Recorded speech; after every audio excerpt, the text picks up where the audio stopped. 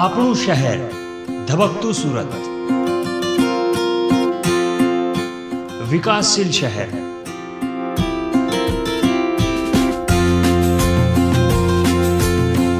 ઉદ્યોગ અને વિકાસની નગરી,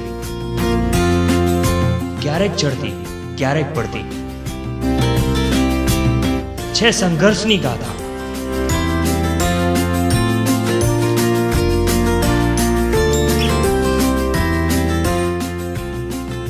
ઉત્સવોની છે મોજ, દિવસભરની ઘટનાઓના સમાચાર જુઓ પ્રાઇમ ટાઈમ ન્યૂઝમાં રાત્રે 9 કલાકે.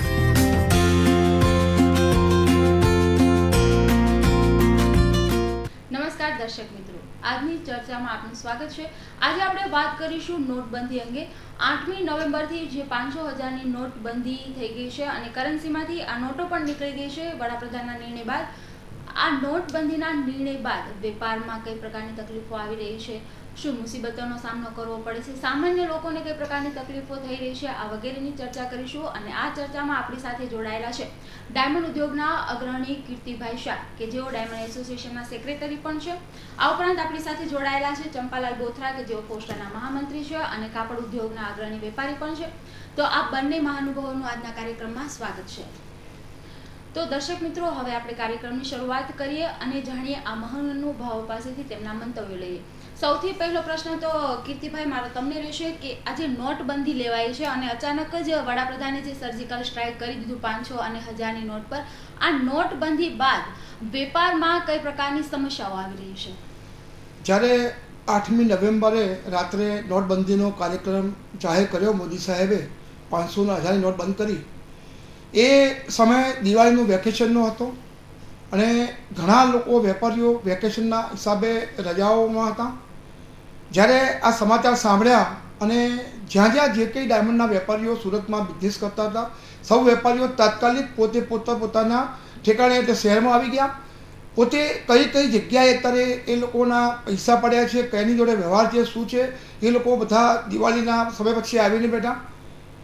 અને જ્યારે મોદી સાહેબે એવું ડિક્લેર કર્યું કે 30 ડિસેમ્બર સુધીમાં પૈસા ડિક્લેર કરવા દરેકે એવી એક જાહેરાત કરી, ત્યારે હીરા ઉદ્યોગની વાત કરું તો હીરા ઉદ્યોગ છેલ્લા 1 વર્ષથી મંદીના વડામાં ફસાઈ ગયો હતો.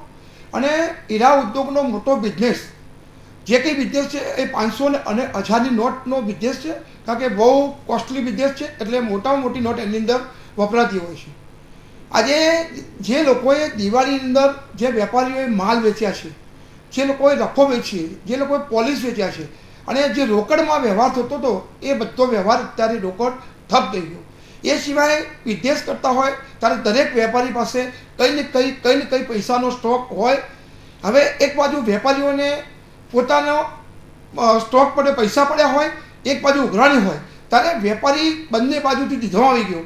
એક બાજુ એને પૈસા કેવી રીતે બેંકમાં ભરવા, બીજી તરફ લોકોના પેમેન્ટ કેવી રીતે કરવા, લોકોના પેમેન્ટ કેવી રીતે આવશે, એટલો બધો દીધામાં વેપારી પડી ગયો.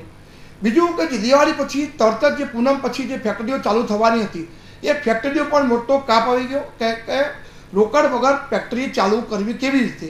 એટલે આજે જ્યારે એક વેપારી પોતાના બિઝનેસમાં અટવાયેલો હોય ત્યારે એને પહેલાં પોતામાં કેવી રીતે બહાર નીકળવું અને પછી જ એ એની ફેક્ટરી વિચાર કરી શકે. એટલે ઉદ્યોગની અંદર ખૂબ મોટો પ્રોબ્લેમ આવે એવું આ નોટના કારણે આવી રહ્યું છે. એ તો સાચી વાત છે કે નોટબંધીના કારણે ખાસ કરીને જે ધંધા ઉદ્योग જે નાના पाए છે એ લોકોને તકલીફ આવી રહી છે. चंपालाल जी, मेरा भी प्रश्न आपसे यही रहेगा कि टेक्सटाइल का इतना बड़ा उद्योग ज़्यादातर रोकड़ में व्यवहार होते हैं, तो ये नोटबंदी के बाद व्यापारियों को किन प्रकार की दिक्कतों का सामना करना पड़ रहा है? देखिए, ये बात निश्चित है कि दीपावली की छुट्टियों के बाद जैसे ही हमारे व्यापारी भाई लाभ पांचम को अपने मुहूर्त करके दुकान में अपना व्यापार शुरू करने वाले थे, तो मैं लाभ पांचम से उम्मीद थी कि पिछले 15 महीने की जो मंदी का दौर था, इस साल की लगन सरा में लंबी लगन, साथ ही पोंगल, मकर संक्रांति, ऐसा हमें लग रहा था कि 5-6 महीने तक रेगुलर हमारी अपनी बिक्री एक जात रहेगी और उसमें व्यापारी वर्ग काफ़ी कुछ आगे बढ़ेगा. साथ ही एक्सपोर्ट में भी हमें काफ़ी अच्छा ऑर्डर आने की उम्मीद थी कि एक्सपोर्ट भी हमारा काफ़ी बढ़ेगा.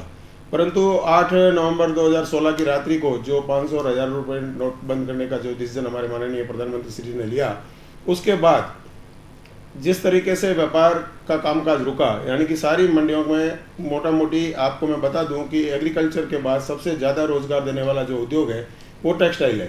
यानी टेक्सटाइल छोटे से छोटे गांवों को लेकर के शहरों तक फैला हुआ है। हर आदमी किराने के साथ भी कपड़ा बेचता है, तो इसका प्रभाव हमारे पे बहुत ज़्यादा पड़ा है। उसका कारण है कि हमारी अपने 500 और 1000 रुपये की नोट जैसे ही बंद हुई तो हमारे अपने जो लगनसरा के लिए 5000, 10,000, 20,000 का कपड़ा खरीदने वाले जो ग्राहक रोकड़ रुपए लेके आते थे, उनके उस रुपयों की वैल्यू नहीं रहने से वो सारे के सारे ग्राहक एकदम मंडियों से नदारद हो गए। और जो रुपया हमारा अपना रिटेल बिक्री से हमारे तक आना चाहिए था, तो काम सभी जगह ऑर्डर हमारे कैंसिल होने शुरू हो गए। हमने जो दीपावली की तैयारी करके हम गए थे कि आने के बाद जिस तरीके से पोंगल, मकर संक्रांति और लगनसरा की बिक्री में हम अपना कपड़ा भेजेंगे, परंतु नीचे से लेकर के ऊपर तक जितने भी हमारे ग्राहक हैं उन्होंने अपना ऑर्डर कैंसिल करवा दिया, तथा ये भी बता दिया कि अभी हमारा पेमेंट भी काफ़ी लेट होगा। तब तक हम लोग काफ़ी उससे इफेक्टेड हुए हैं। કીર્તિભાઈ, પ્રશ્ન એ થાય છે કે મોટા ઉદ્યોગોની વાત કરીએ, ડાયમંડનો પણ મોટા ભાગનો વ્યવસાય રોકડમાં હોય છે, વિશ્વાસ પર ચાલતો હોય છે અને 500,000ની નોટ પર જ ચાલતો આખો વ્યવસાય એવું કહી શકાય. પણ જે મોટા ખાતાઓ છે એમના કારીગરોના તો ખાતાઓ છે અને હશે જ ઓલરેડી, પણ જે નાના ખાતાઓની વાત કરીએ તો એમની હાલ શું દયા છે, એમની દયનીય સ્થિતિ કયા પ્રકારની છે? આમ તો આપણે વાત કરીએ કે જે મોટા ઉદ્યોગપતિઓ છે એ લોકોનું પોતાનું એક્સપોર્ટ અને ઇમ્પોર્ટ છે, એટલે એ લોકોને કોઈ મોટો પ્રોબ્લેમ આવે નહીં. દરેક વર્કરોના એ લોકોને એકાઉન્ટ પણ હોય છે અને એકાઉન્ટમાં એ લોકો લગભગ એ લોકોના પગાર નાખતા હોય છે. જ્યારે આપણે વાત કરીએ કે નાના નાના ફેક્ટરીવાળા જે લોકલ બિઝનેસ કરે છે, જ્યાં 10 વર્કર્સથી લઈ અને લગભગ 250-300 વર્કર સુધીની એવી ફેક્ટરીઓ જે ચાલે છે, ત્યાં લગભગ 100% રોકડ વ્યવહાર ચાલે છે. એ લોકો લોકલ માર્કેટમાંથી રફ પરચેસ કરે છે, પોતાની ફેક્ટરીમાં પોલિશિંગ તૈયાર કરે છે અને એ જ લોકલ માર્કેટની અંદર નાના નાના વેપારીઓ અને પોતાનો માલ રોકડમાં વેચતા હોય છે અને એ તે પોતાનો વ્યવહાર ચલાવતા હોય છે. જ્યારે આ નોટબંધી થઈ એના કારણે આજે કોઈની પાસે પૈસા આપવા કે લેવાનો કોઈ વ્યવહાર કરી શકે એવું બિલકુલ દેખાતું નથી અને કરી શકે એમ નથી. સાથે સાથે અગાઉના જે પેમેન્ટો પાકેલા છે એ પેમેન્ટ પણ આજે કોઈ વેપારી આપી શકે એવી પરિસ્થિતિમાં નથી. કેટલાક વેપારીઓ પરિસ્થિતિ વાત એવી કરી રહ્યા છે કે ભાઈ તમારો જે કંઈ પેમેન્ટ લેવાનું છે એ અમે તમને જૂની નોટ અમારી પાસે છે, એ જૂની નોટમાં તમે લઈ જાઓ. તો કેટલાક વેપારીઓ એકબીજાના વેપારમાં વર્ષોથી સાથે કરતા હોય ત્યારે એકબીજાને કોપ થઈ ઘણા વેપારીઓ જૂના નોટમાં પૈસા લીધા, કોઈને એને જગ્યા ભરવાની હોય કંઈ પણ હોય એવી લીધા. પણ એ લીધા પછી જ્યારે બેંકમાં પૈસા ભરવામાં આવે કે બીજી કોઈ રીતે કરવામાં આવે ત્યારે સરકાર આજે બેંકોમાં પૈસા કંઈ પણ લેવા રોકડ હોય તો 24,000થી વધારે કરંટ ખાતામાં પૈસા મળતા નથી. હવે 24,000 કરંટ ખાતામાં પૈસા મળતા હોય તો કદાચ એક મહિનામાં આપણે ₹1,00,000 મળે તો ડાયમંડ ઉદ્યોગમાં ₹1,00,000 તો અમે કદાચ 3 વર્કરનો પગાર પણ ન કરી શકીએ. એટલે નાના નાના વર્કરોનો અત્યારે એટલો મરો છે. એ વર્કરોની નાના નાના ફેક્ટરીવાળા પોતાની ફેક્ટરી કોઈ પણ સંજોગે નજીકના 2-3 મહિનામાં ચાલુ કરી શકે પરિસ્થિતિ નથી અને એના કારણે સેંકડો હજારો વર્કરો કદાચ રોજીરોટી વગરના થઈ શકે એવું સામે દેખાઈ રહ્યું છે. કીર્તિભાઈ, પણ વાત થઈ રહી છે ડિજિટલ બેન્કિંગ પેમેન્ટની, તો આ સાથે તમે કેટલા સહમત છો? દરેક વેપારીઓ એવું કહેવામાં આવે છે કે ભાઈ વેપારીઓ જે કારીગરોના ખાતા ખોલાવે અને એ લોકોની પ્રથા પાડે ડિજિટલ બેન્કિંગ પેમેન્ટની, તો આ સાથે તમે કેટલા સહમત છો? આ ડિજિટલ પેમેન્ટની આપણે જે વાત કરી રહ્યા છીએ, ડિજિટલ પેમેન્ટની અંદર આજે ઘણા લોકોને બેંક શું છે એવી ડાયમંડ ઉદ્યોગમાં ખબર નથી. આના માટે હજુ ઘણી બધી ગાઈડન્સ આપવાની જરૂર છે. અને જ્યારે ડિજિટલ ઇન્ડિયાની બનાવવાની વાતો કરતા હોય ત્યારે પ્રથમ આપણે પ્રાથમિકતા આપી અને આપણે જે કોઈ ઇન્ડસ્ટ્રી ચાલતી હોય એના વર્કરોને એને માહિતગાર કરવામાં આવે, એને શિક્ષણ આપવા આપે, ડિજિટલમાં કેવી રીતે જવું, કેવી રીતે કરાય અને એના પછી આવો નિર્ણય લીધો હોત તો કદાચ આ પરિસ્થિતિ ઊભી ન થાય. चंपालाल जी, आपसे मैं पूछना चाहूँगी कि टेक्सटाइल उद्योग में सबसे ज़्यादा जो मजदूर वर्ग है वो बाहर से आते हैं, बिहार, राजस्थान, मध्य प्रदेश, वहीं से आते हैं. वो लोग इतने पढ़े लिखे भी नहीं हुए, तो अभी इन लोगों की क्या परिस्थिति है? क्या मतलब पेमेंट को इन लोगों को सैलरी मिली है कि अगर मिलेगी तो कैसे मिलेगी? देखिए, टेक्सटाइल का जो बिजनेस है उसमें मोटा भाग से जो लेबर लगी हुई है, क्योंकि सूरत का प्रोडक्शन प्रतिदिन 4 करोड़ मीटर कपड़े का है. उसमें अलग अलग घटकों से कपड़े को निकल के आना पड़ता है. जैसे यार्न में आया, वीविंग में आया, फिर प्रोसेस हुआ, उसके बाद वैल्यू एडेड हुआ, फिर ट्रेडर्स के यहाँ कटिंग होकर के साड़ी पैक वगैरह ड्रेस मटेरियल पैक होके जाता है. इन सब में एक बहुत मैं सूरत का आपको आंकड़ा दे दूं कि 60 से 65% जो वर्कर है वो इसमें लगे हुए हैं. कम से कम पॉपुलेशन के 60 से 65% वर्कर जो है उस कपड़ा उद्योग से जुड़े हुए हैं. उन सब की हालत अभी ये है कि कि 8 तारीख के बाद जैसे ही नोटबंदी हुई है तो सभी लोगों ने अपने प्रोसेस हाउस है तो आज की तारीख में सारे बंद पड़े हैं। व्यूइंग रूम में 15% से ज़्यादा काम नहीं है। ट्रेडर्स के यहाँ बिल्कुल काम नहीं है। तो हम लोगों का भी क्या है, कॉन्ट्रैक्ट बेस पे कहीं ना कहीं ठेका पद्धति का यहाँ पे व्यापार चलता है। तो हमारे अपने लेबर को हमने जैसे कॉन्ट्रैक्ट पे है, 1 मीटर का भी काम पिछले महीने भर से किसी कॉन्ट्रैक्टर का नहीं हुआ है। तो उसके साथ जितनी भी लेबर जुड़ी हुई है, चाहे वो प्रोसेस हाउस में है, चाहे वीविंग में है, चाहे ट्रेडर्स के यहाँ कटिंग पैकिंग की है, चाहे पुतला ढोने वाली है, उनको पिछले 1 महीने से एक रुपये का काम नहीं मिला है। तो आने वाला महीना उनके लिए हमारे हिसाब से बड़ा मुश्किल भरा होगा। पिछला महीना तो चलो दीपावली का ऐसे तैसे उनका कुछ अपना कमाया हुआ था, उनका पेमेंट हो रखा था, इसलिए उनका घर चल गया। परंतु इस बार जितनी भी लेबर यहाँ आई है उनको किसी भी तरीके का अभी काम हमें इनको नहीं दे पा रहे हैं। और आने वाले दिनों में यहाँ से काफ़ी लेबर काम नहीं होने से पलायन के दौर पे भी है और काफ़ी लोग यहाँ से गांव भागने की भी तैयारी कर रहे हैं। तो आने वाले दिनों में इंडस्ट्री मुश्किल दौर से गुजरेगी। चंपालाल जी, डिजिटल पेमेंट की जब बात करें तो ये कारीगर वर्ग को आप मतलब जागरूक कर सकोगे इस बारे में, डिजिटल पेमेंट के सिस्टम के बारे में? देखिए, इसमें बड़ी दिक्कत इसलिए आएगी कि कई लोगों का जैसे यूपी, बिहार, उड़ीसा, बंगाल की लेबर यहाँ पे है, उनके यहाँ के सरनामे नहीं है, यहाँ के उनके वोटिंग कार्ड नहीं है, उनके यहाँ पे कुछ भी नहीं है। एक आधार कार्ड भी बना करके हम लोग इनको पिछले दिनों में एसएमसी में हमारी अपनी मीटिंग हुई थी कमिश्नर श्री के साथ, उन्होंने भी ये बात दोहराई थी। परंतु ये अलग अलग असंगठित जितने भी एसोसिएशन है उनमें इन सबको एक लाइन डोरी में ला करके, क्योंकि एक तो एजुकेटेड नहीं है, दूसरा इनका अपना जो जिस तरीके का आईडी प्रूफ होना चाहिए वो भी पूरा नहीं है।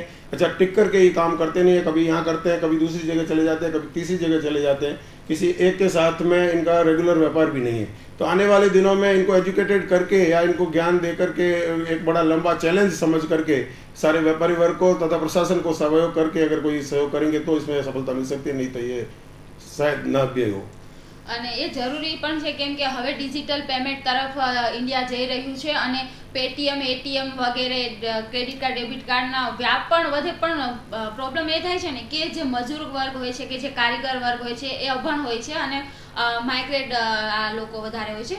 તો કીર્તિભાઈ, તમને એ સવાલ એ થાય કે આ લોકો માટેનો કઈ હલ વિચારો છે કે કેમ કે તમે ડાયમંડ એસોસિએશન સાથે પણ સંકળાયેલા છો, તમે ખુદ સેક્રેટરી છો, તો તમારો મત શું છે? ડાયમંડ અગ્રણીઓનો કોઈ પ્લાનિંગ છે આ માટે?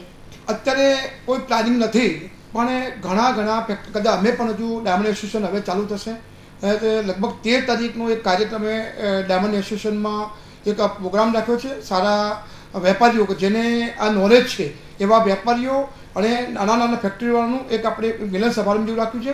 એની અંદર આવનાર દિવસોમાં ઉદ્યોગને કેવી રીતે બચાવવો, ઉદ્યોગમાં આપણે કેવી રીતે કરીએ તો સરકારની સાથે મળી અને આ ઉદ્યોગને આપણે ચલાવી શકીએ એ માટેનું ગાઈડન્સ આપવાનું એક 13 તારીખનો અમે કાર્યક્રમ રાખેલો છે। એમાં ફેક્ટરીવાળાને જાગૃત કરશું અને પછી એવું લાગશે ફેક્ટરીવાળા જાગૃત કર્યા પછી અમે લગભગ ડાયમંડ ઇન્ડસ્ટ્રીઝમાં જે વર્કરો છે એ વર્કરોને પણ અમે જાગૃત કરવાના એવા કાર્યક્રમ અમે ઊભા કરવાનો વિચાર કરી રહ્યા છીએ। કીર્તિભાઈ, નોટબંધીની વાત કરીએ તો ખાસ કરીને મોટા સામાન્ય લોકોનું કહેવું છે કે મોટા લોકો લાઈનમાં ઊભા દેખાતા જ નથી એમ। મારો અત્યારે સામાન્ય લોકોનો છે, તો આ બાબતે તમારે શું કહેવું? શું મોટા લોકોને નોટ બદલવાનું ચિંતા નથી રહેતી? એવું ન હોય, દરેકને ચિંતા હોય, પણ મોટો વેપારી છે એની પાસે એક એકાઉન્ટિંગ કામ હોય છે અને એકાઉન્ટિંગના કામના કારણે એક સિસ્ટમેટિક એનો બિઝનેસ કરતો હોય એક મોટો વેપારી, ત્યારે એ સિસ્ટમમાં જતો હોય છે। ત્યારે જનરલ નાનો માણસ હોય છે એ જ્યારે આવું કંઈ બનાવ બને છે ત્યારે એ એકદમ એક્સાઇટિંગ થઈ જાય છે, શું કરવું કે જેને બિચારાને થોડી ઘણી મૂડી 5, 25, 50 કે 50,000ની મૂડી હોય એ વ્યક્તિને આવું થાય ત્યારે હાંફળો ફાફળો થઈ જાય છે। ત્યારે એવા એ નિર્ણયોમાં લાઇનમાં એ દોડતો હોય છે। મોટા વેપારીઓ એ નિશ્ચિત હોય છે। બીજું શું છે કે દરેક મોટા વેપારીને પોતાના એકાઉન્ટની અંદર પોતાના ઘરમાં એવી બેલેન્સ હોય કે જેને કદાચ 6-12 મહિના પેમેન્ટ ના આવે તો પણ એને કોઈ પણ ચલાવવાનો પ્રોબ્લેમ થતો નથી। चंपालाल जी, बात ये सामने मिल रही है कि ये नोटबंदी के कारण व्यापारियों की चिंता इसीलिए बढ़ रही है कि लेभागु पार्टियां बढ़ जाएगी, चीटर लोग बढ़ जाएंगे, तो क्या ये सही बात है? किस प्रकार से? देखिए, ये बात निश्चित है कि जैसे जैसे कपड़े का जो व्यापार है वो कम से कम 4 महीने से 6 महीने की उधारी का है, यानी कि पूरे का पूरा विश्वास का व्यापार है। उसमें हम लंबी उधारी में कपड़ा बेचते हैं और पूरे हिंदुस्तान के अलग अलग छोटे से छोटे कस्बे में भी जाकर के हमारा कपड़ा उधार बिकता है और पूरा का पूरा उसके व्यवहार की साख पे गिरता है। आने वाले दिनों में अभी भी जो जिस तरीके से मार्केट जैसे जैसे डेवलप हुआ उसमें लेभागु और गलत मानसिकता के लोगों ने आर्थिक अपराध को काफ़ी हमें बढ़ा करके और नुकसान पहुंचाना की कोशिश की है। उसमें हम लोगों ने काफ़ी हमारे एसोसिएशन के भी प्रयासों से काफ़ी हम लोग मेहनत करके और कायदे में भी सुधार करके ऐसे ले बाबू के खिलाफ आंदोलन भी चलाते हैं और उनको कहीं ना कहीं गिरफ्तारियाँ भी कराते हैं। परंतु जिस तरीके से अब जो माहौल बनेगा, और क्योंकि इसमें ज़्यादातर गाँव से लेकर के शहर तक की जो अनपढ़ जनता है, यानी कि टेक्सटाइल में भी ज़्यादा एजुकेटेड लोग नहीं हैं, उनके साथ जिस तरीके का अब बैंकिंग व्यवहार चाहे डिजिटल होगा, आरटीजीएस का होगा, एनईएफटी का होगा, जो भी जिस तरीके का इलेक्ट्रॉनिक सिस्टम से होगा, उसमें वो कहीं ना कहीं अगर दूसरे व्यक्ति का सहारा लेगा कि भाई मेरा पेमेंट ये भेज दो, अगर उसको हमारा कोई कोड मालूम पड़ गया या उसने कहीं से कोड हैक कर दिया, तो आने वाले दिनों में इस तरीके के अब इलेक्ट्रॉनिक क्राइम के भी अपराध बढ़ेंगे। तो साथ में पहले गलत मानसिकता के कायदा हमारा कमज़ोर होने से कपड़ा बाजार के में ऐसे भी ले भागू और चिटर लोगों की मानसिकता से बढ़ावा मिला हुआ है, और आने वाले दिनों में इसका और फायदा उठा करके शायद हम सोचते हैं कि इसमें बढ़ोतरी हो सकती है। इसलिए हमने पिछले ही दिनों हमारे गृह मंत्री श्री प्रदीप जी जडेजा, मुख्यमंत्री विजय रूपाणी से भी अलग से पुलिस थाना सलाबतपुरा के सिवा एक डिमांड की है, ताकि आने वाले दिनों में इस अपराध का अलग से पैरवी करके और हम ले बागू और चिटरों से निजात पा सके। मतलब आप मानते हैं कि नोटबंदी के कारण जो ये ले भागू तत्व है वो बढ़ जाएंगे ऐसा?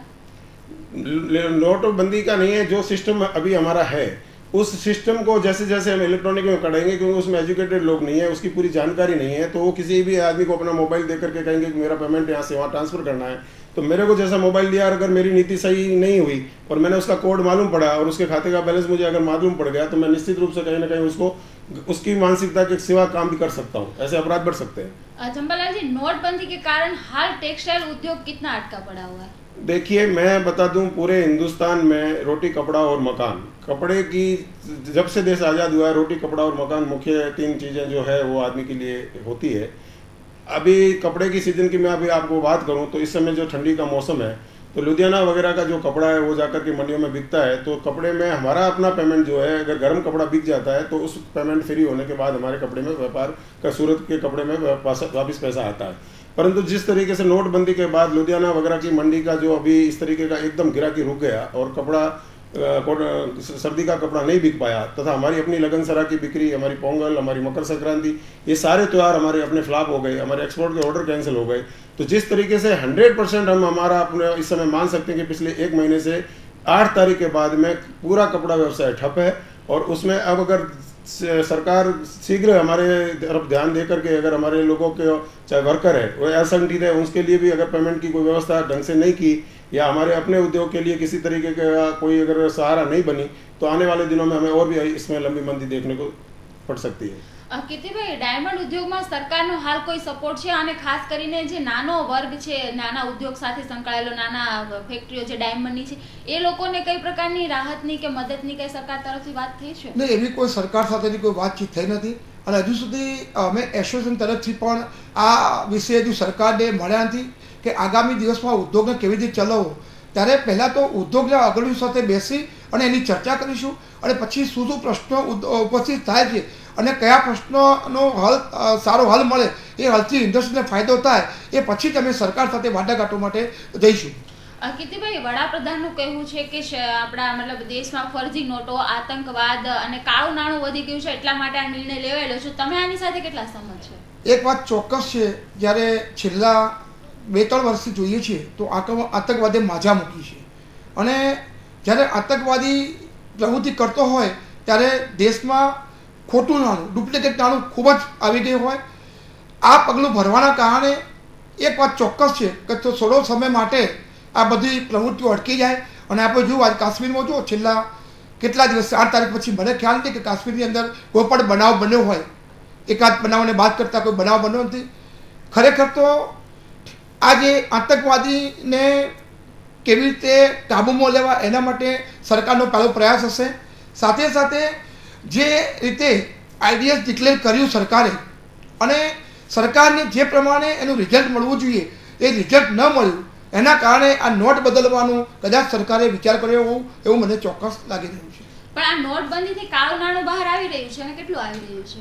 જો કાળું નાણાંની વાત કરીએ તો 1978માં મોરારજીભાઈ દેસાઈએ બી જ્યારે એક વખત આઝાદીને એ નોટ બંધ કરેલી, પણ આજે 35-37 વર્ષ આ વાતના થયા, પણ કાળું નાણું બંધ થયું નથી। દુનિયાના ઘણા દેશોમાં કાળું નાણું છે। કાળું નાણું ક્યારેય બંધ થશે નહીં, ગમે એટલું સરકાર ગમે એટલું કરશે, કોઈના બાપની તાકાત નથી કે કાળું નાણું બંધ કરી શકે। હા, એમાં ચોક્કસ કંટ્રોલ આવશે, અને કંટ્રોલની જરૂર છે। चंपालाल जी, इसके बारे में आप क्या कहना चाहोगे? ब्लैक मनी बाहर आएगी, बंद हो जाएगी क्या? देखिए, ये मैं ये मानता हूँ कि अगर हमारे प्रधानमंत्री जी ने आतंकवाद को लेकर के और जो गलत नोट छप करके और जो हमारे देश को कमज़ोर कर रहे थे, उस प्रवृत्ति से अगर कोई भी देश के किसी भी नागरिक से पूछेंगे तो निश्चित रूप से यह सराहनीय कदम उस पक्ष में रहेगा। परंतु जिस तरीके का एक मंथन करने की आवश्यकता थी कि आज की तारीख में नोटबंदी के बाद जो अर्थतंत्र बिल्कुल बंद हो गया, यानी कि जिस दिन ये पगला 8 तारीख को लिया, उसमें सारी की सारी अर्थतंत्र की जो इंडस्ट्रीज देश को आगे की तरफ बढ़ा रही थी, चाहे वो एक्सपोर्ट के थ्रू बढ़ रही थी, चाहे हमारी अपनी जीडीपी रेट बढ़ रही थी, उसमें पूरा का पूरा 100% रुकावट आ गया। यानी कि आर्थिक जो हमारे लेन देन का व्यापार का जो बिजनेस है वो 8 तारीख से जो ठप हो गया अर्थतंत्र, तो वो ये कदम उठाने से पहले उसकी एक पूरी तैयारी होनी चाहिए थी कि भाई ये नोट बढ़ने से हमारे अपने लोगों का जो 125 करोड़ का देश है, उसके बिजनेस को, उसके रोजगार को, उसके एक्सपोर्ट को, उसके काम धंधे को किसी भी तरीके का नुकसान नहीं हो करके, और नोटबंदी अगर होती है या इन नोटों को कहीं जो 5, 7, 10% लोग अगर इसमें काला नाना लेकर के भी गलत है, तो उन लोगों को टारगेट बना करके एक 90% का जो व्यापार, प्रतिदिन का व्यापार जो ठप हुआ है, उससे हमें कहीं ना कहीं निजात के लिए कोशिश करके ये पगला उठाया होता तो हमारे हित में रहता, नहीं तो हम सब अभी उसका परिणाम भुगत रहे हैं। मतलब आप मानते हैं कि सरकार ने कोई तैयारी नहीं की और ऐसे ही 500,000 की नोट बंद कर दी?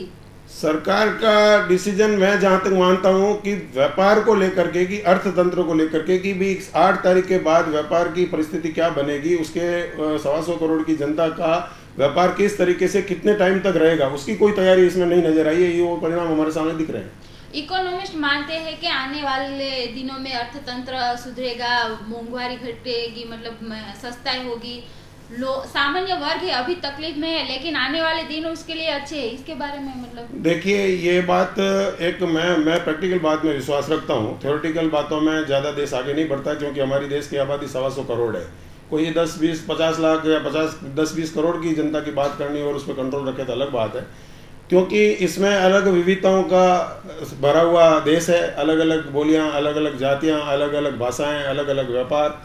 उस माहौल के अंदर हमारा, चाहे कोई भी हम अगर मिशन लेके आते हैं, चाहे डिजिटल इंडिया का लाए, तो डिजिटल इंडिया में कहीं इंग्लिश चलती है, कहीं उर्दू चलती है, कहीं उड़िया चलती है, कहीं महाराष्ट्रियन चलती है, कहीं राजस्थानी चलती है। इन सारी भाषाओं को तालमेल रखते हुए किसी एक भाषा का सॉफ्टवेयर तो बन नहीं सकता।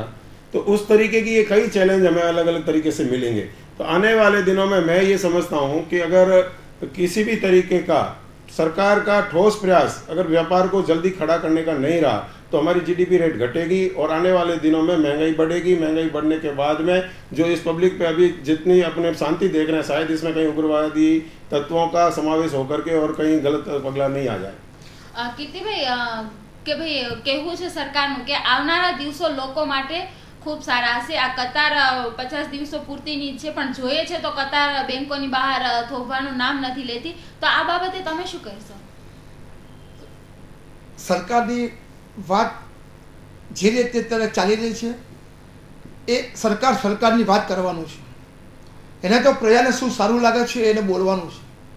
યાતના રોડ ઉપર આવીને ઊભા રહેતા રહીને એની યાતનાની ખબર પડે, ઉપર બેઠા બેઠા કશું એને દેખાવાનું નથી।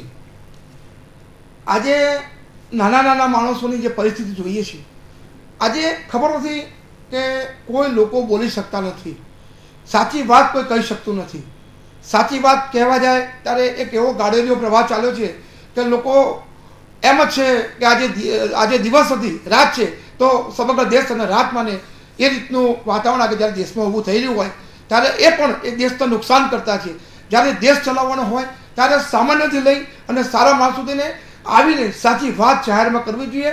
જો સાચી વાત સરકારને પણ સાંભળવી જોઈએ, પ્રજાએ પણ સાચી વાત કરવી જોઈએ। સાચી વાત કરીશું તો જ સાચો રસ્તો નીકળશે। અને હું એમ માનું છું કે આ નોટ બંધ કરવાના કારણે ઉદ્યોગો એટલા ઠપ થઈ જશે, હજારો વર્કરો, લાખો વર્કરો બેકાર થઈ જશે, અને એનું 2-3 મહિનામાં નહીં, આવનાર 6 મહિનામાં આપ જોશો તો દેશની પરિસ્થિતિ કદાચ વિકટ આવશે એવું ચોક્કસ સામે દેખાઈ રહ્યું છે। કીર્તિભાઈ, 500,000ની તો નોટ બંધ કરી દીધી છે, સામે 2,000ની નોટ લાવી છે, તો ઘણાનું કહેવું છે કે 2,000ના નોટથી સંગ્રહખોરી વધશે, બ્લેક નાણું વધશે, તો આ માટે તમે શું કહો છો? આ જે રીતે નોટ 1000 અને 500ની બંધ કરી, જ્યારે દિન પ્રતિદિન ઉદ્યોગ વધતો ગયો, આજે ઉદ્યોગમાં ઘણો મોટો ઉદ્યોગ થઈ ગયો, ત્યારે નોટોની હેરાફેરી, નોટો જ્યારે કોઈને પેમેન્ટ ચૂકવવાના હોય ત્યારે મોટી નોટો હોય તો એના કારણે લોકોને થોડી ઈઝી પડે. આજે 100ના કે 50ના બંડલ હોય, તમારે કોઈને પેમેન્ટ કરવું હોય, બેંકમાંથી લાવવું હોય, કેટલી બધી તકલીફ પડે. ત્યારે મોટું નોટ ચાલુ રાખી છે એ તો ખરેખર જરૂર હતી. અને હું તો કહું છું હજુ 1000ની, 2000ની, 500ની અને એવી બધી નોટો છાપવી જોઈએ, જેથી કરીને લોકોને લઈ જવાની, આગળ લાવવાની અગવડતા ન પડે.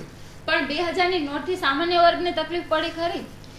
અત્યારે જે રીતે લોકો લાઈનમાં ઉભા રહીને પૈસા લીધા અને સરકાર એટલે બેંકમાંથી 2000ની નોટ જેને 4000 રૂપિયા આપ્યા, ત્યારે 2000 આપ્યા, ત્યારે ખરેખર સરકારની ક્યાંક ને ક્યાંક થાપ કહી ગયું હોય, કદાચ અંદરકારની શું હોય આપણે જાણતા નથી.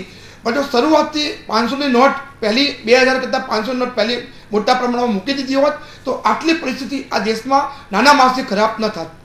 चंपालाल जी, 2000 की नोट से जो कारीगर वर्ग है मार्केट में, उस इन लोगों को किस प्रकार की दिक्कत आ रही है? देखिए, निश्चित रूप से पिछले 8 तारीख के बाद चाहे एटीएम से 4000 रुपये निकालने की बात थी, फिर 4500 रुपये निकालने की बात थी, अब 2000 रुपये निकाल रहे हैं.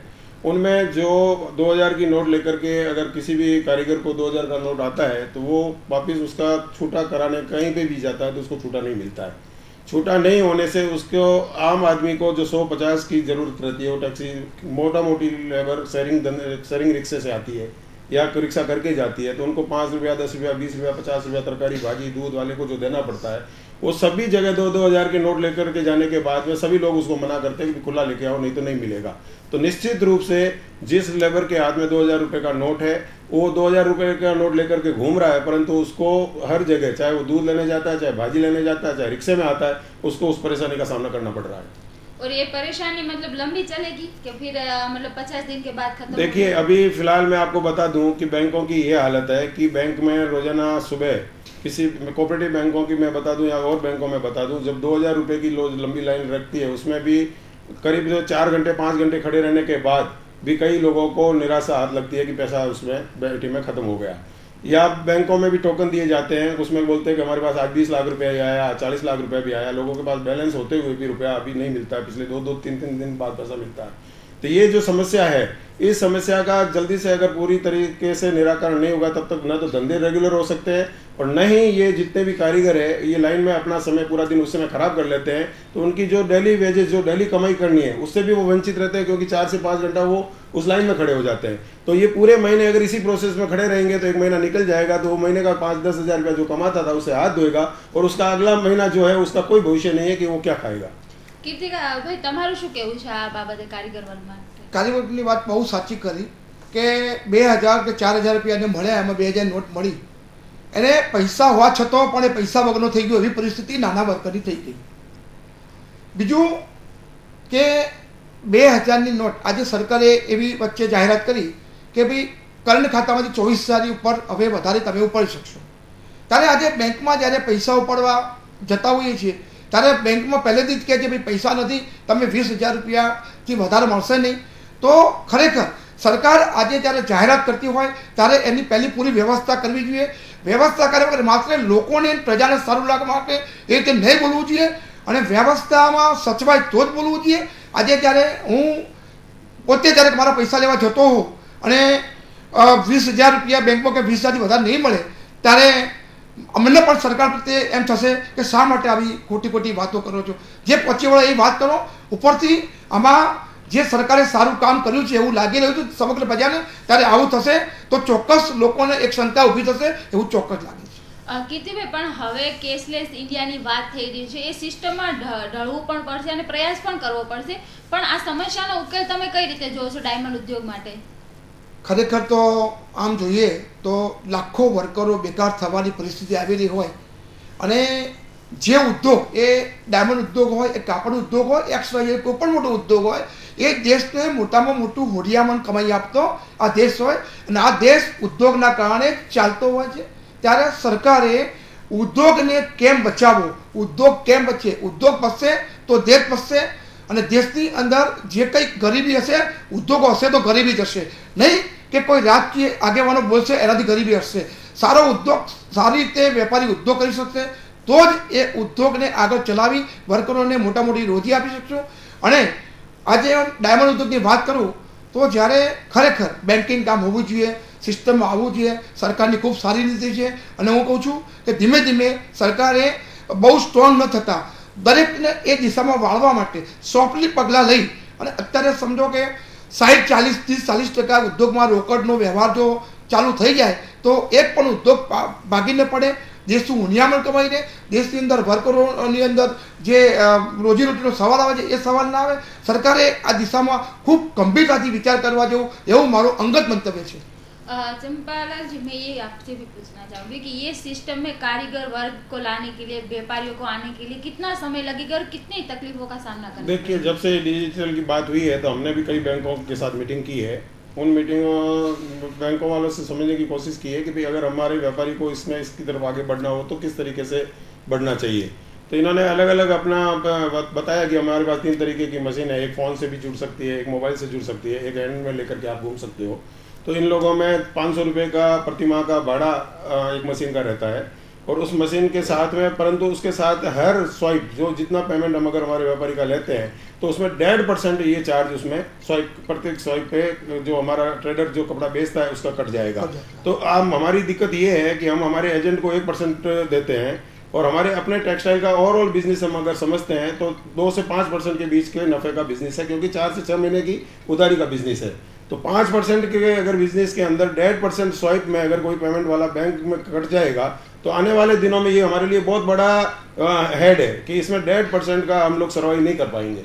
तो आने वाले दिनों में अगर इसमें भी धीरे धीरे अगर एक नॉमिनल चार्ज में अगर ये चीज़ें नहीं आएगी तो निश्चित रूप से ये टेक्सटाइल में तो सक्सेस होने वाली बात मुझे शंकास्पद लगती है. साथ ही रही बात व्यापारी वर्ग की, जो डेली वेजेज वाले व्यक्ति है, जो सुबह से शाम हमारी कटिंग पैकिंग या पोटला ढोने वाले को हम शाम को 500, 50, 100 जितनी लेबर बनती है देते हैं, उन लोगों को तो रोकड़ से ही व्यवहार करना पड़ेगा, क्योंकि वो लोग तो रोकड़ के बगैर ये स्वाइप वाले सिस्टम में हमारे साथ एडजस्ट होने वाले नहीं है.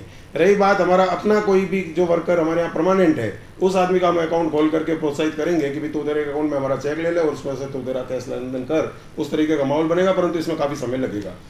पर टेक्सटाइल उद्योग ये कैशलेस इंडिया के साथ कितना सहमत है?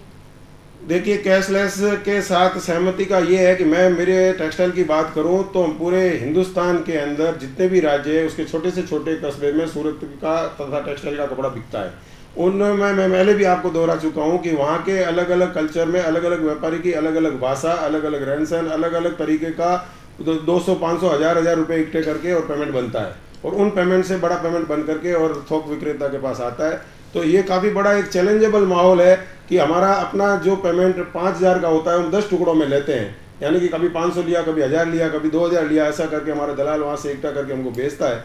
तो अगर इस कैशलेस की बात करें, जो रोकड़ पेमेंट अगर जो रिटेल खरीदी में जो ग्राहक आएगा वो जो रोकड़ दे के जाएगा, अगर शाम को हम उससे पेमेंट नहीं लेते हैं तो वो पेमेंट और जगह दे देता है, तो हमें दिक्कत आती है. तो आने वाले दिनों में अलग अलग गांवों तक पहले जब तक डिजिटल की मानसिकता नहीं बनेगी तब तक हमारे कपड़ा उद्योग में पूर्ण तरीके से लागू हो ये जरूरी नहीं है.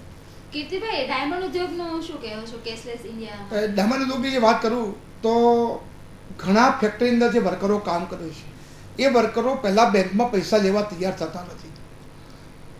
ડાયમંડ ઉદ્યોગમાં 15,000થી લઈ અને 50,000 લાખ રૂપિયા સુધીના પગારદાર માણસો હોય છે, એવું કામ કરતા હોય છે. ત્યારે એને જ્યારે પગાર એના ખાતામાં આવે તો આજે વર્ષે 2.5 લાખ પછી જે ટેક્સ આવે છે, કદાચ લાખ રૂપિયા બીજો ખર્ચો કરે, 3.5 લાખ સુધી કંઈ એને ન લાગે, પણ એનો પગાર વધારે હોતો હોય તો એને ઇન્કમ ટેક્સ ફરજિયાત ભરવો પડતો હોય. સાથે સાથે EF, PF આ બધા જ ખાતાઓ એના લિંક ફેક્ટરીવાળા બી કરવા પડતા હોય, કારીગરો બી કરવા પડતા. ત્યારે આમાં કારીગરો અને ફેક્ટરીના માલિકો બંને અસમત હોય છે. ત્યારે જ્યારે હવે જે આપણે વાત કરી કેશલેસની વાત કરી તો આ કેશલેસ જો આવી જશે તો કદાચ બિઝનેસમાં શું થાય, લોકો ધંધામાં રહે કે ન રહે એક મોટો સવાલ છે. કદાચ વર્કરો ઘણા ઓછા થઈ જશે. 2008ની મંદીનું કદાચ આપણને ખ્યાલ હશે. 2008થી જ્યારે જબરજસ્ત વર્લ્ડ લેવલની ડાયમંડની મંદી આવી ત્યારે લાખો કારીગરો બેકાર થઈ ગયા અને ઘણા ઉદ્યોગપતિ જતા રહ્યા. આ પાછી એના કરતાં પણ ખરાબ પરિસ્થિતિ આવી છે. આવનારા દિવસમાં ઉદ્યોગમાંથી ઘણા કારીગરો કદાચ નહીં રહે, કારણ કે શહેરમાં રહેવું એ લોકો માટે બહુ અઘરું છે. એટલે ઉદ્યોગને બહુ મોટામાં મોટું નુકસાન થાય એવું સામે દેખાઈ રહ્યું છે. કીધું ટેક્સની વાત કરીએ તો ટેક્સ ઉદ્યોગ પર ઘણા પ્રકારના ટેક્સ હોય છે. તો આ જે નોટબંધીનો નિર્ણય છે, ડિજિટલ ઇન્ડિયાની વાત છે, તો એનાથી ટેક્સ ના જે ઘણા બધા છે અને એમાંથી ઘણા બધા વેપારીઓ બચી પણ જતા હોય છે. તો શું એની હવે કોઈ ખુલ્લી બારી રહેશે એ લોકો માટે? ના, એવું નથી. આમાં જે રોકડ વ્યવહાર ચાલતો હતો ત્યાર સુધી ઇન્ડિયાની અંદર અને સંપૂર્ણ બેન્કિંગ વ્યવહારની જ્યારે સરકાર વાત કરી રહી હોય ત્યારે આમાંથી બચવું વેપારીને અઘરું છે.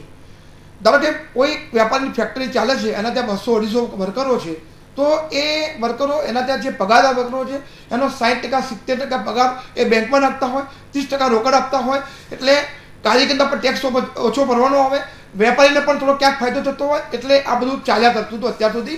પણ એની અંદરથી વધારે કે ધીમે ધીમે નીકળવું પડશે અને ખરેખર એક ભારતના નાગરિક તરીકે સૌ કોઈને ખરેખર જે કંઈ ટેક્સ આવતો હોય એ ભરવો જોઈએ. અને જો ટેક્સ જો બધા જ દેશના થઈ જશે તો આ દેશ सोना चिड़िया थी जैसे वो चौक्कस लागे છે.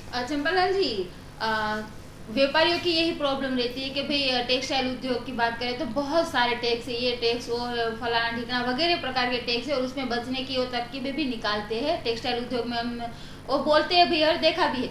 तो ये जो सिस्टम से व्यापारियों को तकलीफ होगी कि फायदा होगा, क्योंकि ये सिस्टम से टैक्स तो बढ़ने ही वाला है. देखिए, मैंने आपको बताया कि टेक्सटाइल उद्योग एग्रीकल्चर के बाद सबसे हाईएस्ट रोजगार देने वाला उद्योग है. इसलिए अगर देश में सबसे ज़्यादा रोजगार अभी भी टेक्सटाइल में संभावना है कि हमारा एक्सपोर्ट में भी काफ़ी संभावना है. हमारे लोकल मार्केट जिस तरीके का फैशन डिजाइनिंग का आया है तो उसमें भी डे बाई डे अब कपड़े के प्रति रुझान बढ़ करके और निश्चित रूप से हमारा अपना कपड़े का मार्केटिंग बहुत बड़ा मार्केट बन गया है. तो आने वाले दिनों में इसमें रोजगार की प्रचुर ताकत भी है और आगे पहले मिल भी रहा है. तो ज़्यादा से ज़्यादा लोग अगर इसमें जुड़े हुए हैं और रोजगार पा रहे हैं तो मैं ये मानता हूँ कि टेक्सटाइल उद्योग में जितने भी टैक्स थे उसमें सरलीकरण होना चाहिए. क्योंकि हम एक तरफ बात करते हैं कि हमारा अपना जो कपड़े का उत्पादन है उसका एक्सपोर्ट बढ़ना चाहिए, तो हम चाइना के सामने हमारे अपने प्रोडक्ट को एक्सपोर्ट करने के लिए मार्केटिंग कर रहे हैं या बाहर लोगों में अपना कपड़े का ब्रांड बना करके भेज रहे हैं. साथ ही हमारा अपना घरेलू मार्केट भी इतना बड़ा है. तो इसमें जिस तरीके का सरलीकरण रहेगा, ज़्यादा से ज़्यादा सरलीकरण होगा तो इसमें ज़्यादा से ज़्यादा रोजगार की संभावनाएं बन के और ज़्यादा से ज़्यादा व्यापार बढ़ने की संभावना रहती है. अगर अभी तक इसमें देखा जाए तो जब भी हमारी एक्साइज थी तो उसमें एक्साइज को भी निकाला है, धीरे धीरे सरकार से कह करके हमने इसकी काफ़ी एक्साइज की रेटें भी कम करवाई है. तो हमारा कपड़ा अपना चाइना के सामने टिकने जैसा स्थिति में हम लाने में लगे हुए थे. परंतु आने वाले दिनों में इसमें अभी भी अगर टैक्स फ्री रखा जाएगा या इसमें कम से कम बोझ रखा जाएगा तो निश्चित रूप से भारत जो है पूरे विश्व के अंदर सिरमौर बन करके कपड़े का एक्सपोर्ट कर सकता है. साथ ही अपनी घरेलू मांग को भी बढ़ा सकता है और उसमें रोजगार की भी प्रचुर मात्रा में संभावनाएं बना करके रोजगार दे भी सकता है. पर ये सिस्टम से टेक्सटाइल उद्योग आने वाले दिवसों में उसका भविष्य उज्जवल मानते हो? देखिए, अभी तक मैं मानता हूं कि जिस तरीके से अभी तक व्यापार था उसमें कोई भी अगर अनपढ़ आदमी था या किसी भी कम एजुकेटेड लोग भी था तो हाईएस्ट टेक्सटाइल के अंदर के अपना व्यापार कर लेता था. परंतु आने वाली इस लेटेस्ट सारी टेक्नोलॉजियों के साथ में, चाहे वो जीएसटी हो, चाहे अभी डिजिटल इंडिया की बात करते हो, तो इसमें निश्चित रूप से एजुकेटेड लोगों की आवश्यकता पड़ेगी. अगर उसमें हम लोग अगर जिस तरीके से कपड़ा उद्योग में जो लोग जुड़े हुए हैं तो अगर इस पूरी टेक्नोलॉजी से अगर हम नहीं जुड़ पाए तो आने वाले दिनों में हर तरीके से कपड़ा उद्योग धीरे धीरे पिछले अभी 2-4-5 साल तक जब तक इसमें हम ट्रेंड नहीं होते हैं तब तक निश्चित रूप से इसमें हमारे पे प्रभाव आएगा. કીર્તિભાઈ, તમારું શું કહેવું છે આ માટે કે આ સિસ્ટમમાં ઢળવાનો અને આ સિસ્ટમને લીધે નોટબંધીને લીધે તમે શું ફ્યુચર જોવો છો ડાયમંડ ઉદ્યોગનું? ખૂબ સારી વાત કરી ભાઈએ કે જ્યારે આ સિસ્ટમમાં આવવું એટલે ઇન્ડિયાના વર્કરો માટે ખૂબ અઘરી વસ્તુ છે. ખૂબ અભણ પ્રજા આજે ડાયમંડ ઉદ્યોગમાં જોઈએ તો ઘણા વર્કરો ભણ્યા વગરના છે. એમ કાપડ ઉદ્યોગ પણ એક પરિસ્થિતિ છે. તો જે રીતે નોટો બંધ થઈ ગઈ અને આ દિશામાં ડિજિટલની વાત કરીએ તો ડિજિટલ માટે થોડો સમય આપવાની જરૂર છે. ધીરે અને લેવો જોઈએ જેથી કરીને કોઈ પણ ઉદ્યોગ દબાય નહીં તો 5 વર્ષ સુધી આ ઉદ્યોગ બધા જ ઉદ્યોગો, આ ઉદ્યોગ નહીં, હું ડાયમંડ ઉદ્યોગની વાત કરું, ટેક્સટાઇલ ઉદ્યોગ નહીં, દરેક ઉદ્યોગ પર બહુ માઠી અસર થશે. સરકારે ખૂબ ગંભીરતા કરવાની જરૂર છે. કદાચ સરકારના મનમાં અગાઉના પગલાં શું હોય એ અત્યારે ખ્યાલ આવતો નથી. હાલ જે ચિત્ર જોઈ રહ્યા છીએ તે રીતે આવનાર દિવસો ખરાબ ઉદ્યોગ માટે તો 2-5 વર્ષ તો બહુ ખરાબ આવે એવું ચોક્કસ દેખાઈ રહ્યું છે. દર્શક મિત્રો, આ કાર્યક્રમને સમાપ્ત કરી તે પહેલા એમનો મેસેજ સાંભળેલી. કીર્તિભાઈ, આજના કાર્યક્રમ સંદર્ભે તમારો મેસેજ શું રહેશે દર્શક મિત્રોને? એટલું દર્શક મિત્રોને એટલી વિનંતી કરું છું, જ્યારે સરકારે એક જબરજસ્ત કડક નિર્ણય લીધો હોય ત્યારે સૌ લોકોએ ક્ષમતા રાખી, શાંતિ રાખી અને દેશના હિત માટે સૌ સાથે મળી અને દેશને કેવી રીતે પ્રગતિના પંથે લઈ જઈએ, આપણા ઉદ્યોગોને કેવી પ્રગતિ થઈ જાય અને સૌ કોઈ જે કોઈ ઉદ્યોગ સાથે જોડાયેલા હોય એ સૌ સાથે મળી અને આ પરિસ્થિતિમાંથી આપણે કેવી રીતે ઊભા થઈએ એ સૌ વિચાર કરી અને દેશને આપણે સૌ આગળ વધારીએ, એ જ અભ્યર્થના। વંદે मातरम, भारत माता की जय। चंपालाल जी, आपका क्या मैसेज रहेगा हमारे दर्शकों के लिए? सभी मित्रों से मेरा यह कहना रहेगा कि व्यापार में जिस तरीके का भी माहौल बने, परंतु हमें अपनी देशभक्ति के साथ, देश भावना के साथ आने वाली चुनौतियों के लिए एकजुट होकर के इसमें से हम किस तरीके से बाहर निकल के अपने व्यापार धंधों को कल से नियमित कर सकें, वैसे प्रयासों में मिलजुल करके काम करें तो आने वाले दिनों में हम आगे बढ़ें तथा हमारा अपना व्यापार आगे बढ़े। ऐसी भावनाओं के साथ मैं आपसे कहूँगा कि अपने देशभक्ति के साथ इस आने वाली चुनौती को स्वीकार कर हम सब मिलकर के इस कार्य को आगे बढ़ाएं। दर्शक मित्रों, नोटबंधीથી સામાન્ય વર્ગથી માંડીને દરેક લોકોને તકલીફ છે અને ઉદ્યોગોમાં પણ છે, ડાયમંડ ઉદ્યોગ હોય કે ટેક્સટાઇલ ઉદ્યોગ હોય કે કોઈ પણ ઉદ્યોગ હોય, નોટબંધીને લઈને તકલીફ તો છે જ, પણ આવનારું ફ્યુચર પણ અગ્રણીઓનું કહેવું છે કે સારું રહેશે, પણ એ સિસ્ટમમાં ઢળતા પણ વાર લાગશે અને એના માટે ઘણી તકલીફોનો પણ સામનો કરવો પડશે। પણ અત્યારે જરૂર છે કે દેશ માટે આપણે અત્યારે એક થઈને આ જે મુસીબત આવી છે એનો આપણે એકતા દેખાડવી જોઈએ અને જે તકલીફો છે એ સહન કરવી જોઈએ, કેમ કે ક્યાંય ને ક્યાંય તો દેશની જ વાત આવે છે અને દેશ માટે તો આપણે આ કરી શકીએ છીએ। જો ડિજિટલ ઇન્ડિયા, ડિજિટલ બેન્કિંગનું સપનું આપણે જોતા હોય તો એ સાકાર કરવા માટે આપણે સૌએ ભાગીદાર થવું જ પડશે। આ સાથે આ ચર્ચાને અહીં સમાપ્ત કરીએ અને આજના કાર્યક્રમમાં તમે જોડાયા તે માટે હિન્દ ટીવી પણ આપનો આભાર માને છે। તો દર્શક મિત્રો, આ કાર્યક્રમને અહીં સમાપ્ત કરીશું। ફરી જ મળીશું આવા જ કોઈ કાર્યક્રમ સાથે, આવા જ કોઈ મહાનુભાવો સાથે। ત્યાં સુધી અમને રજા આપશો। નમસ્કાર।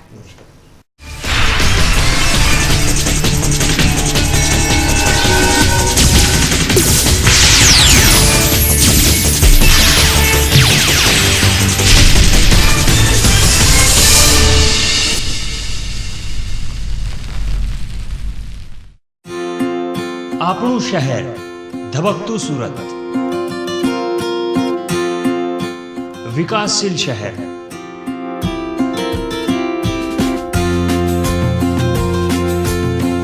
ઉદ્યોગ અને વિકાસની નગરી, ક્યારેક ચડતી ક્યારેક પડતી છે સંઘર્ષની ગાથા।